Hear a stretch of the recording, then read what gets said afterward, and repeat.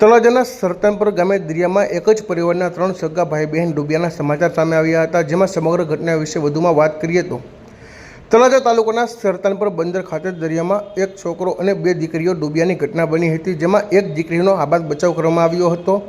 આ ઘટનાને લઈને તળાજા ફાયર ટીમ અને ગામના તરવૈયાઓ દ્વારા કલાકોની શોધખોળ બાદ સગા ભાઈ બહેનનો મૃતદેહ મળી આવ્યો હતો, જેને બંનેને મૃતદેહને તળાજાની સરકારી હોસ્પિટલમાં પીએમ માટે ખસેડવામાં આવ્યો હતો, જેમાં શિવાનિયા રમેશભાઈ જાદવ ઉંમર વર્ષ 9 અને આયુષ રમેશભાઈ જાદવ ઉંમર વર્ષ 7 જે બંને સગા ભાઈ બહેન છે તે બંનેને તળાજાની સરકારી હોસ્પિટલમાં લાવવામાં આવ્યા હતા અને બંનેને ડૉક્ટરે મૃત જાહેર કર્યા હતા। આ ઘટનાને લઈને હોસ્પિટલમાં શોકનો માહોલ ફરી વળ્યો હતો।